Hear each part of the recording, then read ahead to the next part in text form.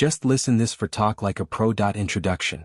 In a world where ideas, influence, and leadership often hinge on the ability to communicate effectively, Talk Like a Pro emerges as a vital guide for anyone striving to speak with clarity, confidence, and purpose.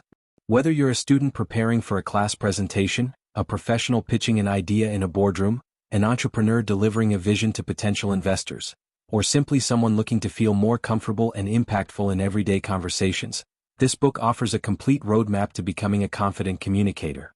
The introduction sets the stage by breaking down the myth that great speakers are simply born that way, arguing instead that effective communication is a learnable skill, one that combines psychology, strategy, and authentic expression.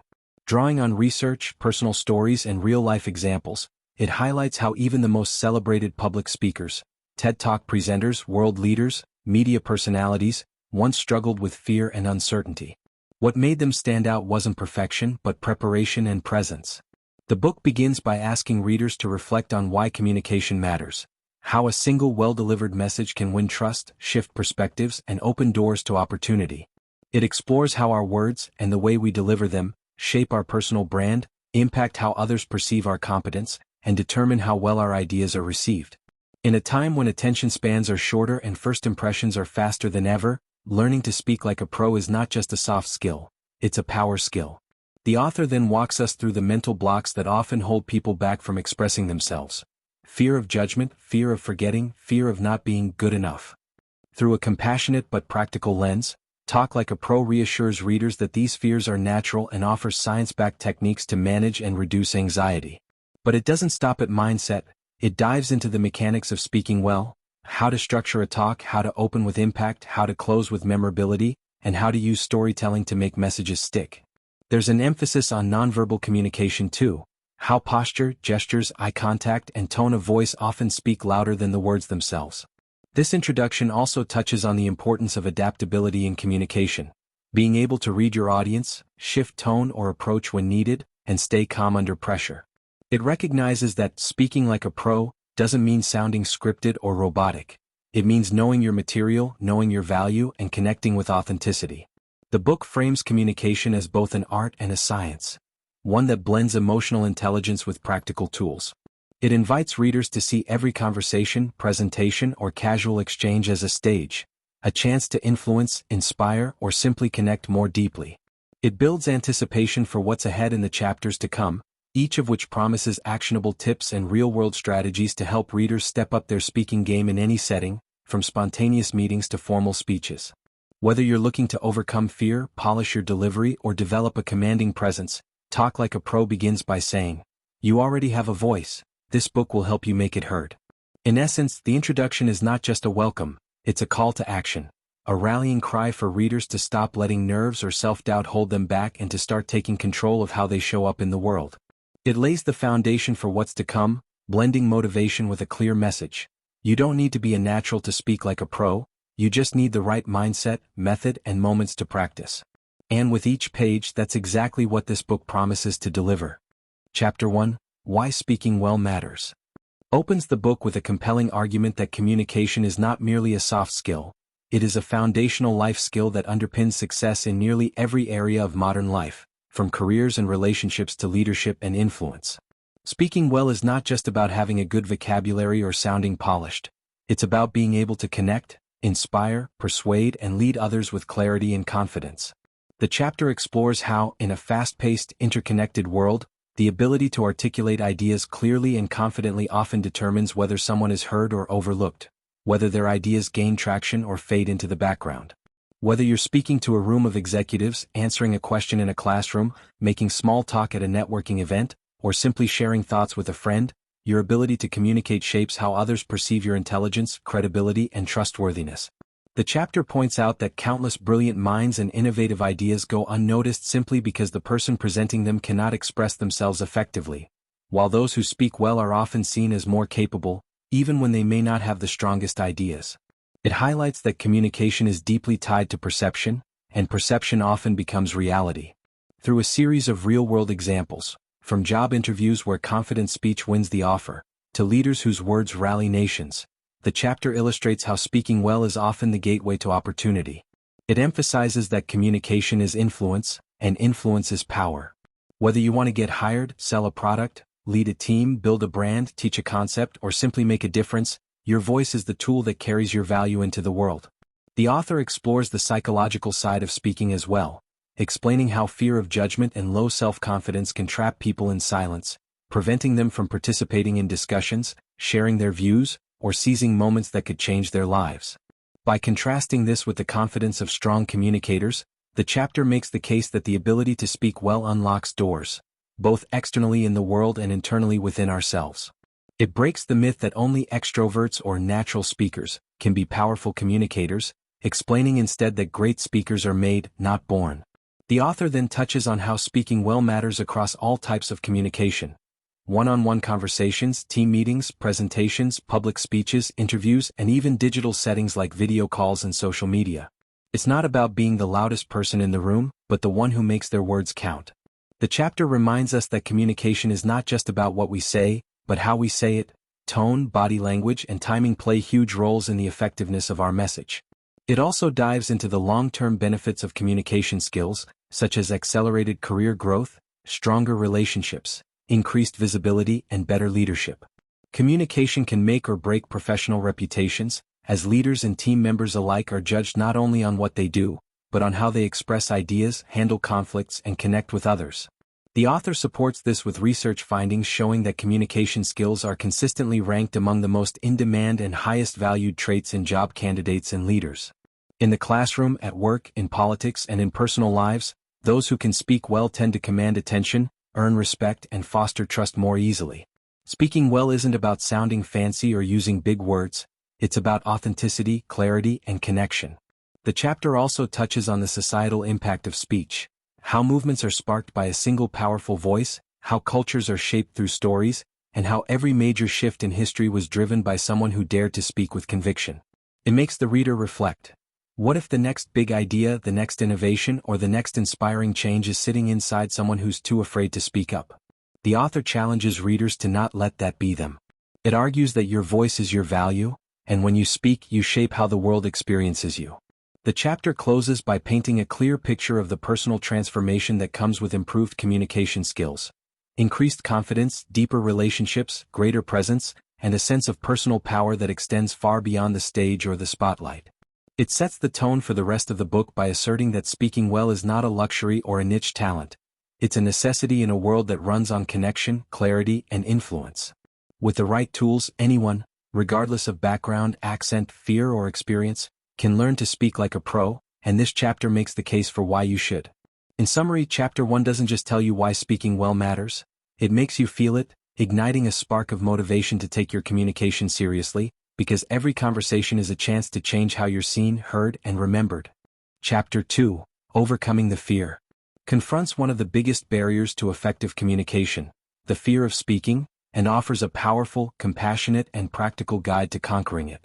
Fear of public speaking, known as glossophobia, is one of the most common human anxieties, often ranked higher than the fear of death itself, and this chapter begins by normalizing that fear, explaining that it is not a weakness or personal flaw but a natural response rooted in human biology and psychology. The author explains how this fear is tied to our evolutionary wiring, where standing out or being judged by a group could once mean real danger, and though the physical threat is long gone, our nervous system still reacts with racing hearts, sweaty palms, dry mouths, and mental blanks. These physiological responses often trick us into believing we're not good speakers when in fact, it's the fear, not the lack of skill, that's holding us back. The chapter argues that overcoming this fear is not about eliminating it completely but learning to manage it and use it to fuel better performance. Through real-life examples of successful speakers who once struggled with crippling anxiety, the author reassures readers that even the best in the world once stood where they are, shaking, stumbling, second-guessing, but they learned to push through it. The first step, the book explains, is acknowledging and accepting the fear rather than fighting or denying it. Once accepted, fear loses its control and becomes something we can work with. The chapter introduces several psychological techniques to deal with anxiety, such as cognitive reframing, changing the internal dialogue from "I'm nervous" to "I'm excited," or from "I might mess up" to "this is an opportunity to share." It talks about visualization, where speakers imagine themselves succeeding on stage in vivid detail, helping to rewire the brain for confidence instead of dread. It also introduces the concept of controlled breathing and mindfulness, teaching readers how to ground themselves physically and mentally before stepping up to speak. The chapter is filled with exercises such as power posing, vocal warm-ups, and breathing drills, all aimed at calming the nervous system and building a sense of control. The author also discusses the importance of preparation as a fear-reducing tool. When you know your material deeply, fear has fewer places to hide. Preparation builds familiarity, and familiarity breeds confidence. But the book also warns against over-preparing to the point of becoming rigid or overly scripted, which can heighten anxiety. Instead, it recommends flexible preparation, knowing your key points, having a clear structure, and being ready to adapt in the moment. The chapter also addresses the fear of judgment, a major source of speaking anxiety, and reminds readers that most audiences are far more supportive and forgiving than we think. People want you to succeed, they're not there to watch you fail. Shifting your focus from yourself to your audience, thinking about what they need, what they care about, can take the pressure off and turn fear into purpose. The author encourages readers to stop aiming for perfection and start aiming for connection. Even a small stumble or moment of nervousness can make you more relatable if you stay authentic and composed. The chapter explores the power of exposure therapy, taking small speaking risks consistently over time to build confidence. Whether it's speaking up in meetings, asking questions in class, or practicing in front of a mirror or friends, every repetition weakens the fear and strengthens your voice. The book introduces the concept of safe fails, where you intentionally put yourself in low-stakes speaking situations that allow room for error and learning. It also discusses the power of feedback, not as a tool for criticism but for growth, and urges readers to seek supportive environments where they can grow without judgment. A recurring theme in the chapter is the shift from a performance mindset to a service mindset. You're not there to impress, you're there to help, inform, inspire, or connect. That shift alone can dramatically reduce fear, because it shifts the spotlight away from your perceived flaws and toward the value you're offering. There's also a powerful discussion on identity, how many people attach their self-worth to their speaking performance, which magnifies fear, and how to separate your value as a person from the outcome of any one presentation. You are not your speech. Your worth isn't defined by one good or bad moment. That realization can be liberating. The chapter also includes stories of people from all walks of life, students, professionals, introverts, who gradually overcame their speaking fears and found new confidence not just in public speaking, but in how they showed up in life. Through those stories, the book shows that transformation is possible for anyone, not just the naturally charismatic. Ultimately, Chapter 2 doesn't pretend that fear disappears overnight, but it offers a toolkit, a mindset shift, and a roadmap to ensure that fear no longer has the final say. It invites readers to stop waiting until they feel ready, because readiness is built through action, not waiting. In the end, fear becomes not something to run from but something to walk through, and each time you do, your confidence grows, your voice strengthens, and the world begins to hear what you have to say. Chapter 3, Structuring Your Message, explores one of the most critical elements of effective communication, the way your message is organized and delivered, because even the most brilliant ideas can fall flat if they're presented in a messy, confusing, or forgettable way. This chapter makes the case that great speakers aren't just good with words. They are masters of structure, using clear, purposeful frameworks to guide their audience from curiosity to clarity. It begins by explaining that structure isn't about sounding robotic or scripted. It's about creating a clear path for your listeners to follow so they don't get lost or overwhelmed. Much like a good story or a well-written essay, a strong message has a beginning, middle, and end, and the chapter introduces classic frameworks like the opening, body, conclusion model and the problem-solution, benefit, approach to help organize ideas in a way that makes sense and builds momentum. The opening, the book explains, is your moment to grab attention, your first impression, and should be designed to spark curiosity, raise a question, or deliver a hook that makes people lean in. Whether it's a surprising statistic, a relatable story, a thought-provoking question, or a bold statement, the goal of the opening is to earn the audience's attention quickly and signal that what's coming next is worth their time. The chapter stresses that the first 30 seconds of any speech or message are some of the most crucial. People form quick judgments and decide whether to keep listening, so clarity and intention here are key. After capturing attention, the body of your message is where the real value is delivered, and this part must be logically organized, easy to follow, and focused on delivering clear, meaningful points. The chapter recommends using the rule of 3, limiting your core message to 3 key ideas or points, as this is both easier for the speaker to remember and easier for the audience to absorb. Each point should be supported with examples, data, or stories to make it more vivid and persuasive, and transitions between points should feel smooth, guiding the audience like stepping stones across a river. The book cautions against overloading the audience with too much information, which leads to mental fatigue and message dilution, and instead advocates for simplicity and clarity over complexity.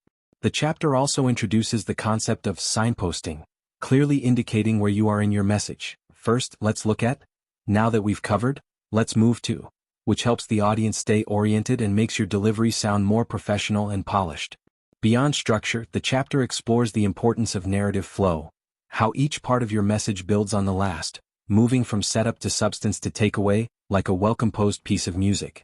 Once the main body is delivered, the conclusion is your final moment of impact, and it must do more than just end, it must land. The book emphasizes that a weak or rushed conclusion can leave a flat impression, even if the rest of the talk was strong. Instead, speakers are encouraged to craft conclusions that reinforce the main message, summarize key takeaways, and leave the audience with something to remember, be it a call to action, a powerful quote, a question to ponder, or a vivid final image that ties everything together. The chapter also introduces a range of speaking frameworks that professionals use in various contexts, such as the STAR method, situation, task, action, result, for interviews, or PREP, point, reason, example, point, for on-the-spot answers or persuasive responses. These structures offer adaptable tools for thinking on your feet and staying coherent, even under pressure. The book provides several examples of unstructured versus well-structured messages, showing how disorganized delivery confuses listeners, while a strong framework creates clarity and impact. The chapter also speaks to the importance of knowing your purpose, why you're speaking and what you want the audience to think, feel, or do afterward. This clarity of purpose should guide how you build your message, from the words you choose to the emotions you evoke. If you don't know what your takeaway is, the audience won't either. This leads to a discussion about tailoring your structure to your audience, understanding who they are, what they care about, and how to align your message with their interests, values, and level of knowledge. A technical audience might need detailed data, while a general audience might respond better to storytelling and analogies. The chapter suggests creating a message map, visually outlining your core message, supporting points, and transitions, which not only strengthens structure but also boosts confidence during delivery.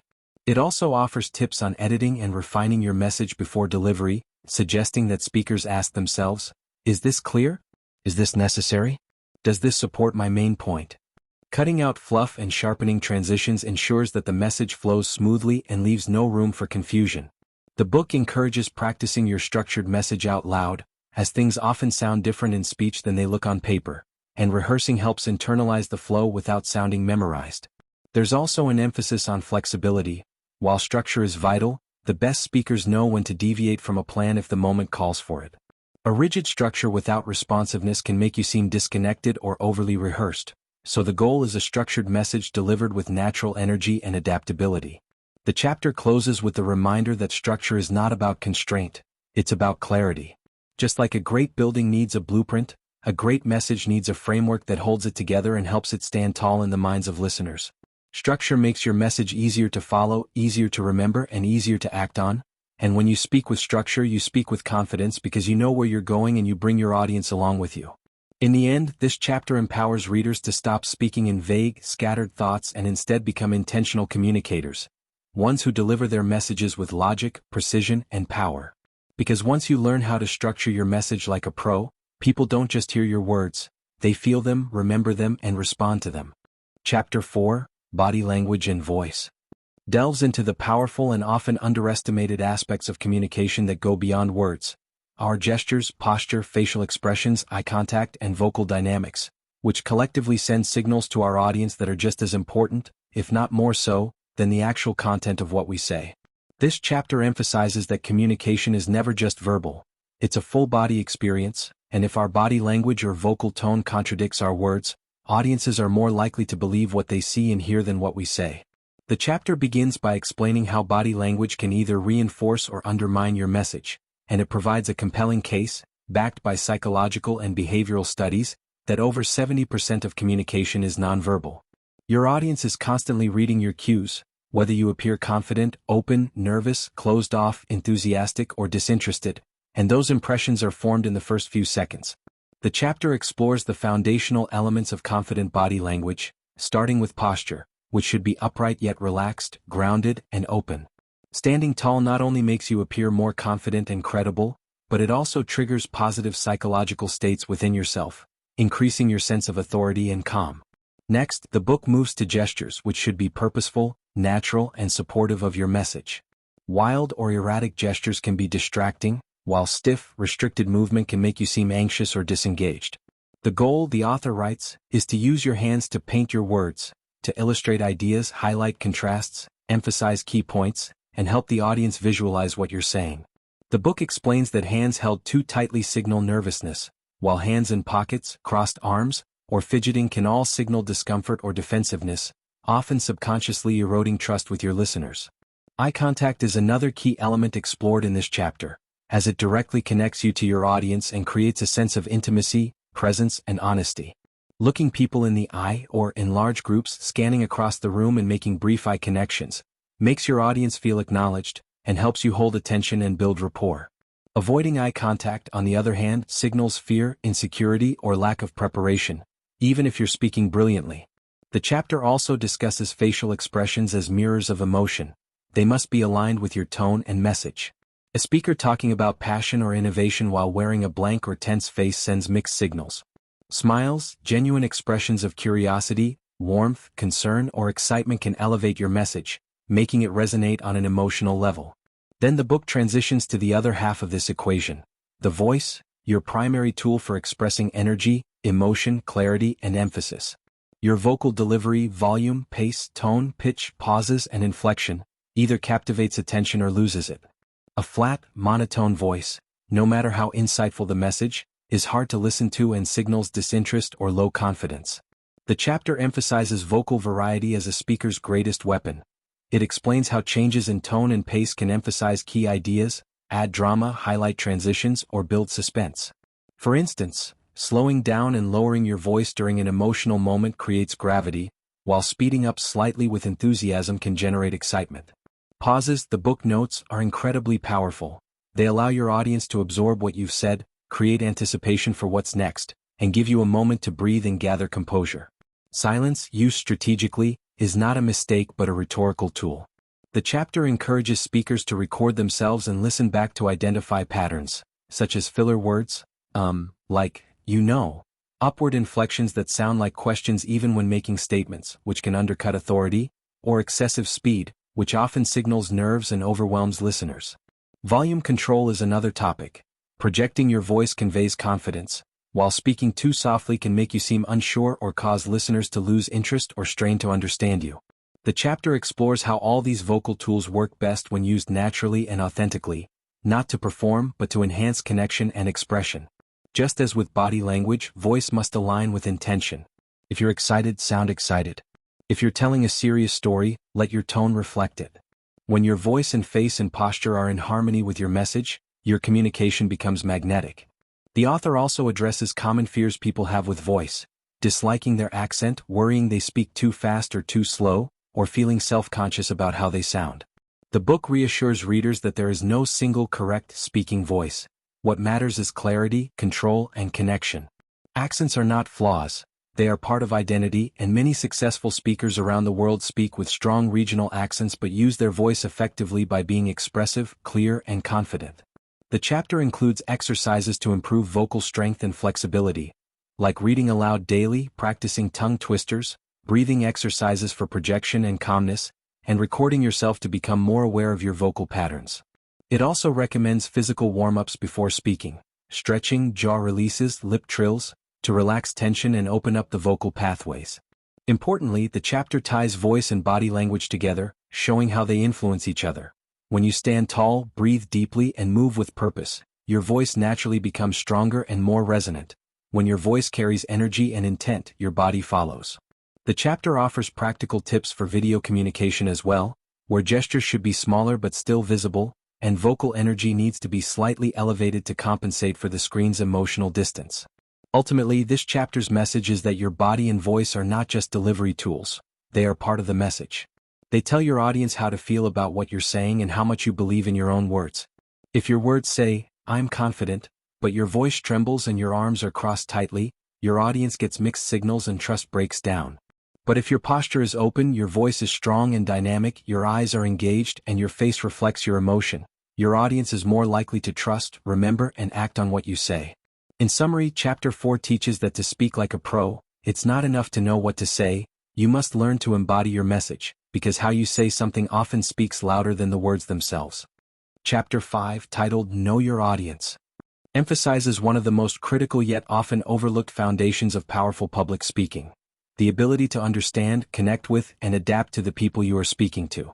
The core message of this chapter is that effective communication is never just about what you want to say, it's about what they need to hear and how you can meet them where they are mentally, emotionally, and intellectually. The chapter opens by reframing the role of the speaker, not as the center of attention, but as a bridge between ideas and understanding, and this bridge only works when you know who's on the other side. The book explains that knowing your audience is about empathy, strategy, and relevance, all working together to craft a message that resonates. It begins with understanding demographics, age, profession, education level, language fluency, and cultural background, which help determine the vocabulary, examples, and tone that will be most effective. But even more important are psychographics: your audience's values, interests, beliefs, concerns, challenges, and emotional state. Are they excited? Skeptical? Stressed? Curious? The way you connect with a group of college students differs dramatically from how you would approach senior executives or a group of healthcare professionals. This chapter teaches that adapting your message to suit your audience isn't about changing your core message or being inauthentic. It's about translating it in a way that lands. It's the difference between delivering a generic speech and crafting a personal conversation. The chapter introduces the concept of audience-centric speaking, which starts by asking a simple but powerful question: what's in it for them? Every time you speak, your audience is unconsciously wondering, why should I care? And the more directly and clearly you answer that, the more attention and trust you earn. The book explores the process of audience research, even in informal settings, and offers practical strategies like reading the room, reviewing event details, talking to organizers, scanning social media, or simply observing audience behavior before stepping on stage. The goal is to identify their expectations, level of knowledge, mood, and any sensitivities or triggers that could affect how your message is received.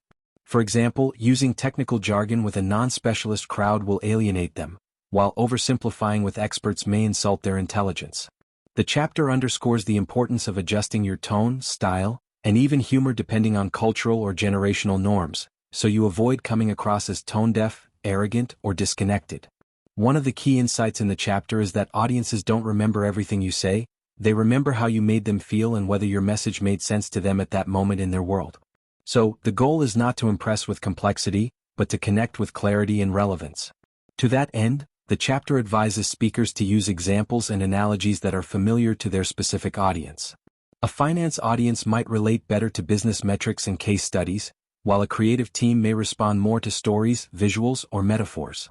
The more you can speak their language, not just linguistically but emotionally and contextually, the more persuasive and memorable your message becomes. This leads into a discussion of empathy-based communication, where the speaker puts themselves in the audience's shoes and anticipates objections, questions, or concerns in advance. Great speakers don't ignore audience resistance. They acknowledge it and address it respectfully, creating an atmosphere of openness rather than defensiveness. This is particularly crucial in persuasive speaking, where your goal is not just to inform but to shift mindset or behavior. The chapter encourages audience interaction where appropriate, asking questions, inviting input, using polls or examples from the crowd, not just to break monotony, but to make people feel seen and involved. People are more invested in a conversation than a lecture. When they participate, they remember more and feel more connected to you. The book also covers how to adapt your delivery based on audience size and setting. A small group may invite a more conversational and relaxed tone, while a large audience may require more energy, bigger gestures, and amplified vocal delivery to maintain engagement.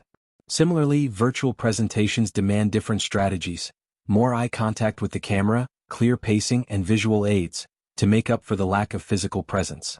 Another important part of knowing your audience is respecting their time and attention. The chapter emphasizes the importance of trimming fluff and staying focused on what truly matters to them. Rambling or irrelevant tangents cause disengagement, so the speaker must be laser-focused on their key message, delivering value with every minute. The book warns against making assumptions, assuming your audience already knows something or worse that they don't, and instead recommends clarifying and checking in when possible. Humility and curiosity go a long way. What questions might they have? What do they need from me to understand this better? The more intentional you are about serving the audience's needs, the stronger your impact. The chapter includes real-life stories of speakers who failed to consider their audience and lost them completely, as well as examples of powerful speeches that succeeded precisely because they were tailor-made for the group in front of them. It reinforces that you can have the best slides, strongest arguments, or most poetic words, but if they don't land with the audience, they're wasted. In contrast, a well-targeted, simply delivered message that speaks directly to an audience's situation can move mountains. The chapter closes with a reminder that every audience is a new opportunity, not a threat but a chance to learn, connect, and serve. When you start treating speaking not as a performance but as a relationship, when you speak to people instead of at them, you unlock real influence. Ultimately, knowing your audience is not a step in the process. It is the process because the more you understand them, the more clearly you can speak, the more deeply they'll listen, and the more lasting your message will be. Chapter 6, Speaking in Different Settings, is a deep exploration of how powerful communication is not just about what you say or how you say it, but also where and to whom you say it, emphasizing that adaptability is a defining trait of truly professional speakers. The chapter opens by dismantling the myth that there's a one-size-fits-all approach to public speaking, explaining instead that different contexts require different tones, structures, energy levels, and strategies. Whether you're delivering a formal speech to a large audience, making a quick elevator pitch to investors, leading a meeting, teaching a workshop, speaking on a podcast, or even giving a toast at a wedding, each setting comes with its own expectations, pressures, and opportunities, and being able to shift your delivery style accordingly is key to maintaining credibility and impact. The book lays out that the first step to speaking successfully in any setting is situational awareness, understanding the physical environment, the audience's mindset, the purpose of your talk, and the emotional tone of the moment. For example, giving a keynote on a conference stage requires a commanding presence, larger body movements, projected voice, and a well-rehearsed narrative arc, while speaking in a boardroom with 5 executives calls for concise, evidence-driven points, calm confidence, and responsive dialogue. The chapter walks readers through multiple scenarios, starting with formal presentations, where preparation, polish, and presence are paramount. In this context, it advises speakers to rehearse thoroughly, master the timing, use professional visuals if needed, and keep their message tight and purposeful. The tone here should be polished but personable, and the delivery should balance authority with accessibility. From there, the chapter shifts to impromptu speaking. Those moments when you're suddenly asked to share thoughts without preparation, like at a meeting or during Q&A sessions. This section stresses the value of mental frameworks such as prep, point, reason, example, point, or STAR, situation, task, action, result, that help organize ideas quickly and coherently, giving you a reliable mental compass under pressure. It reassures readers that confidence in impromptu settings doesn't come from having all the answers, but from having a structure to frame whatever you do say clearly and thoughtfully. The next scenario explored is virtual communication, which has become increasingly dominant, whether through Zoom meetings, webinars, or online events. Speaking virtually poses unique challenges: reduced body language visibility, eye contact via webcam, possible tech glitches, and the infamous Zoom fatigue. The book provides strategies like positioning your camera at eye level, using intentional facial expressions, keeping energy high as the screen flattens emotion, and breaking up monologues with interaction, such as polls, chats, or breakout groups, to re-engage attention. The chapter then dives into interpersonal or small group settings, such as team huddles, interviews, or casual conversations with leadership, where the dynamics are less formal but just as important. In these scenarios, listening is as crucial as speaking. The book emphasizes the power of two-way communication, acknowledging others' input, reading facial reactions, and adjusting tone in real time to build trust and rapport. Storytelling in this context becomes more conversational than performative, and the ability to show empathy, humility, and authenticity can have a greater impact than flashy delivery. From there, the chapter explores high-stakes speaking, such as job interviews, investor pitches, or media appearances, where pressure is high, time is limited, and first impressions are everything. Here, clarity, confidence, and preparation intersect. Speakers must anticipate questions, handle objections smoothly, and deliver a message that is both emotionally appealing and logically sound. Visuals, if used, must support the narrative, not distract from it. The chapter shares tips on staying composed under scrutiny, including grounding techniques, controlled breathing, and reframing anxiety as excitement. The chapter also addresses social and ceremonial speaking, such as toasts, eulogies, or graduation speeches, where emotion and human connection take center stage. Here, technical perfection matters less than sincerity and presence. Storytelling becomes a vital tool. Personal, heartfelt anecdotes that evoke laughter, nostalgia, or inspiration tend to leave a lasting impression. The speaker's goal here is to create shared meaning and emotional resonance, and being present in the moment matters more than sticking rigidly to a script. The book even touches on cross-cultural and international speaking, where cultural norms, etiquette, and expectations can greatly influence how your message is received. Humor, body language, directness, and formality levels all vary globally, and the best communicators take the time to research and adapt, showing respect and awareness that builds instant rapport. In all of these settings, the golden rule remains the same: know your audience and honor the setting. What works in one space might flop in another. A TED Talk style won't work in a job interview, and a meeting room tone won't captivate an auditorium. The chapter encourages speakers to ask questions before any speaking event. Who is the audience? What's the purpose of the talk? What outcome do I want? What's the emotional energy in the room? How can I best serve this moment? Answering these allows you to adapt your message, tone, pace, and posture accordingly. The chapter includes exercises to help readers become more flexible speakers, like practicing the same core message in different formats. Once as a 30-second elevator pitch, once as a 5-minute team update, and again as a full 20-minute presentation. This builds fluidity, awareness, and confidence. The chapter also features stories of speakers who stumbled by using the wrong style in the wrong setting, such as being too casual at a corporate board meeting or too rigid during a team brainstorm, and contrast these with examples of speakers who elevated moments simply by aligning their message with the environment and emotional tone. The final takeaway is this: great speakers aren't stuck in one mode, they're versatile, responsive, and emotionally intelligent. They understand that every room, every audience, and every moment is different, and they adjust their delivery to make the message resonate. Speaking in different settings doesn't mean changing who you are. It means bringing the best version of yourself to match the moment. When you learn how to shift gears between formal and informal, large and small, virtual and in-person, emotional and analytical, you unlock true communication mastery. And when you approach each setting with curiosity, humility, and the desire to connect, not just perform, you don't just speak like a pro, you lead, influence, and inspire across any room you walk into. Chapter 7, Practice Like a Pro, delivers a deep and powerful message about what separates natural-sounding, confident speakers from those who constantly struggle with nerves, rambling, or lack of clarity. It's not just talent or intelligence but intentional, focused, and repeated practice done the right way. This chapter debunks the myth that great speakers are born that way and instead reframes public speaking as a trainable skill, just like playing an instrument or mastering a sport. The author argues that most people think they're practicing when they read over their speech a few times or mentally rehearse in the car. But true professional-grade practice is far more structured, active, and immersive. It begins by establishing that preparation is not the same as practice. Preparing is organizing your thoughts and writing your content, but practicing is training your body and brain to deliver that content with confidence and consistency under real-world conditions. The book lays out the core principle of deliberate practice, where you identify specific areas for improvement, such as voice projection, eye contact, pacing, or filler words, and then isolate and drill them just like an athlete would refine their form. Instead of mindlessly repeating the full speech over and over, the chapter teaches readers to practice with purpose, setting micro goals for each session like, "Today I will focus on pausing effectively," or "This round is about facial expressions." The chapter encourages the use of video recording to simulate performance conditions and build self-awareness. Most people don't realize how they actually appear to others when speaking until they watch themselves back. And while this can feel uncomfortable at first, the insights it provides, nervous tics, awkward hand gestures, weak eye contact, are essential for growth.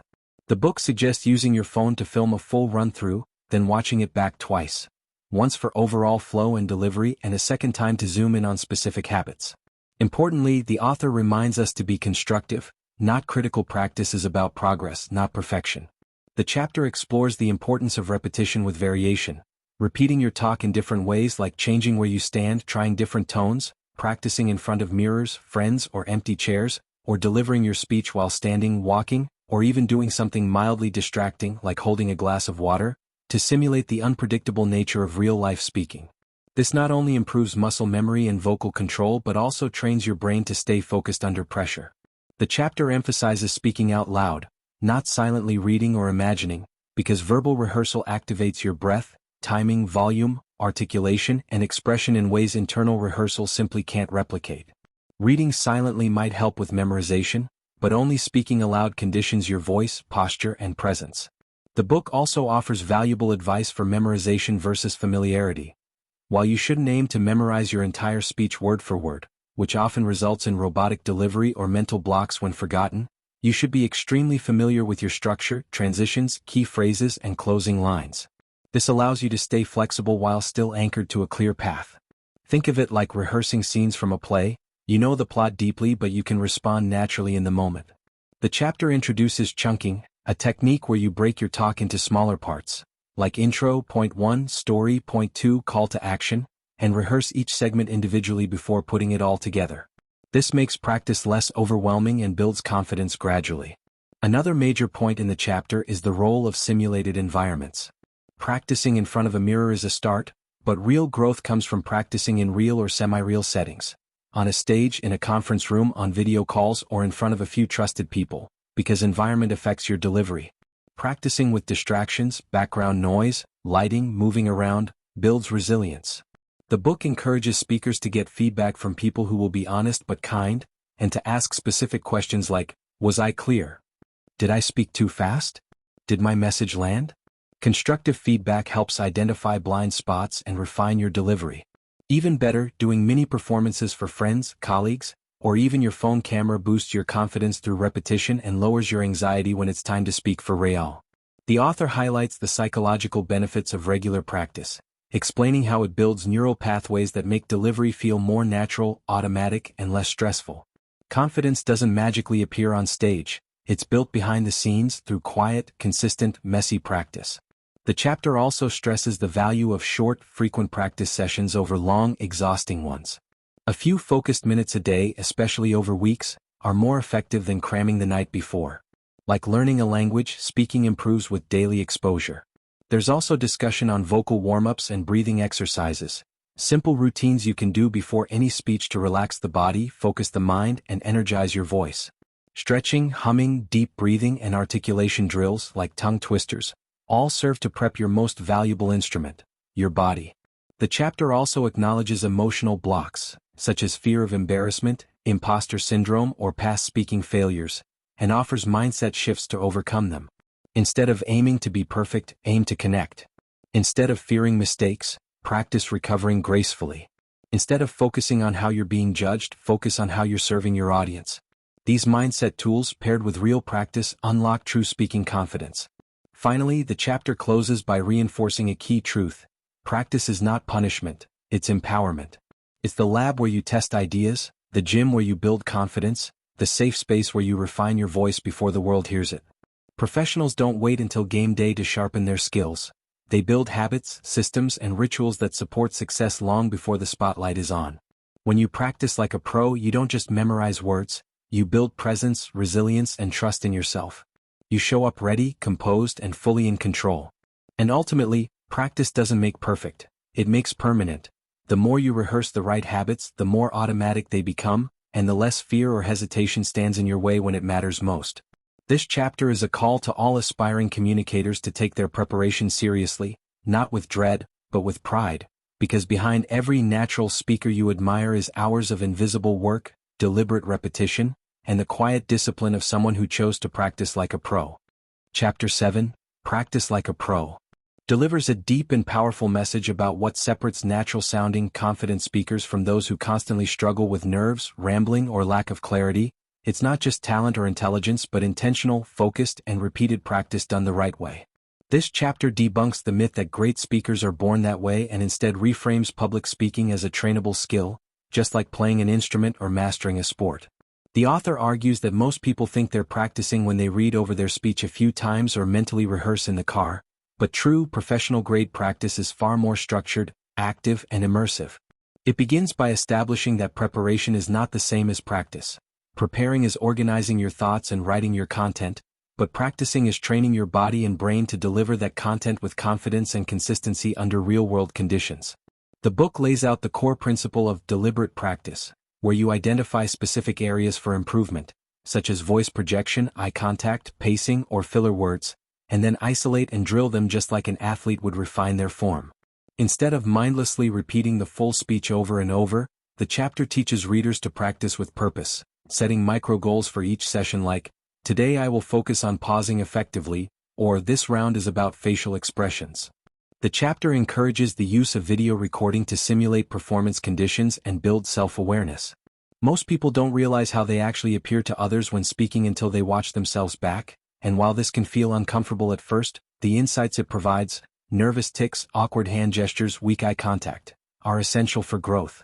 The book suggests using your phone to film a full run-through, then watching it back twice. Once for overall flow and delivery and a second time to zoom in on specific habits. Importantly, the author reminds us to be constructive, not critical. Practice is about progress, not perfection. The chapter explores the importance of repetition with variation, repeating your talk in different ways like changing where you stand, trying different tones, practicing in front of mirrors, friends, or empty chairs, or delivering your speech while standing, walking, or even doing something mildly distracting like holding a glass of water, to simulate the unpredictable nature of real-life speaking. This not only improves muscle memory and vocal control but also trains your brain to stay focused under pressure. The chapter emphasizes speaking out loud, not silently reading or imagining, because verbal rehearsal activates your breath, timing, volume, articulation, and expression in ways internal rehearsal simply can't replicate. Reading silently might help with memorization, but only speaking aloud conditions your voice, posture, and presence. The book also offers valuable advice for memorization versus familiarity. While you shouldn't aim to memorize your entire speech word for word, which often results in robotic delivery or mental blocks when forgotten, you should be extremely familiar with your structure, transitions, key phrases, and closing lines. This allows you to stay flexible while still anchored to a clear path. Think of it like rehearsing scenes from a play. You know the plot deeply but you can respond naturally in the moment.